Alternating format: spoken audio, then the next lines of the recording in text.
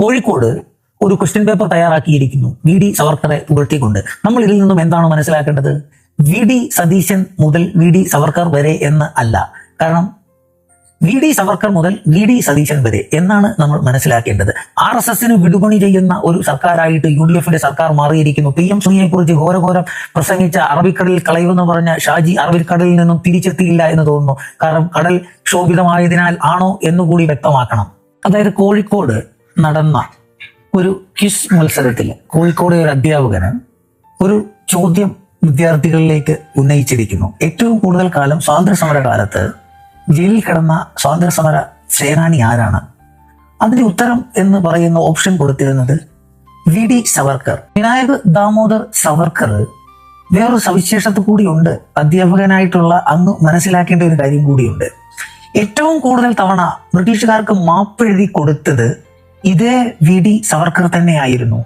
ആ V D Savarkar മാപ്പെഴുതി കൊടുക്കുമ്പോൾ അദ്ദേഹം മുൻപോട്ട് വെച്ച ആശയം എന്ന് പറഞ്ഞാൽ ബ്രിട്ടീഷുകാർക്കെതിരെയോ ബ്രിട്ടീഷ് നയങ്ങൾക്കെതിരെയോ ഞങ്ങൾ സമരം ചെയ്യുകയില്ല, മറിച്ച് ബ്രിട്ടീഷ് നയങ്ങളോടൊപ്പം ഞങ്ങൾ നിൽക്കും എന്നുള്ളതും, അതേപോലെ തന്നെ ബ്രിട്ടീഷുകാർക്ക് വേണ്ടി അതായത് സൈന്യത്തെ റിക്രൂട്ട് ചെയ്തതിൻ്റെ അകത്ത് ഈ വി ഡി സവർക്കറിന്റെ പങ്ക് തെളിയിക്കുന്ന രേഖകളും ഉണ്ട് എന്നുള്ളതാണ്.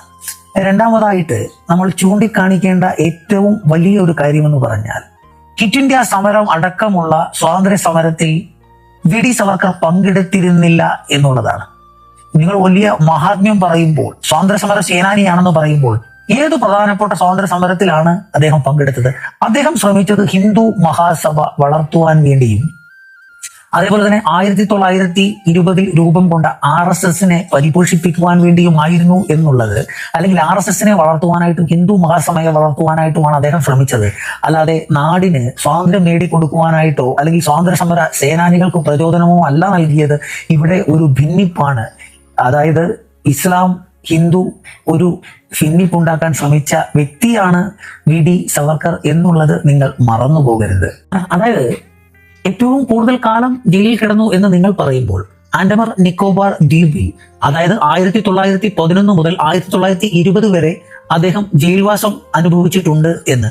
അതിൻ്റെ ഇടയ്ക്ക് പലതവണ ഏറ്റവും കൂടുതൽ മാപ്പപേക്ഷ ബ്രിട്ടീഷുകാർക്ക് എഴുതി കൊടുത്തതും ബ്രിട്ടീഷ് രാജ്ഞിയുടെ അതായത് പക്കൽ ചെന്ന് ഞങ്ങൾ നിങ്ങളോടൊപ്പമാണ് എന്ന് പറഞ്ഞതും മാപ്പപേക്ഷ എഴുതി കൊടുത്തുകൊണ്ട് നിരുപാധികം എന്നെ വിട്ടയക്കണം, ഞാൻ ബ്രിട്ടീഷുകാർക്കൊപ്പമാണെന്ന് പറഞ്ഞ രേഖകളും ഒക്കെ നമ്മുടെ JNU സർവകലാശാലയിൽ അടക്കം ഉണ്ട് എന്നുള്ളത് BJPയുടെയും RSSന്റെയും അല്ലെങ്കിൽ ഒക്കെ സുഹൃത്തുക്കള്, ചാണകം തലയിൽ പേറി നടക്കുന്ന സുഹൃത്തുക്കള് ഒന്ന് ഓർത്താൽ നന്നായിരിക്കും. നിങ്ങൾ എത്രയൊക്കെ ചരിത്രത്തെ വളച്ചൊടിച്ച് വെള്ളപൂശാൻ ശ്രമിച്ചാലും സ്വാതന്ത്ര്യ സമരത്തെ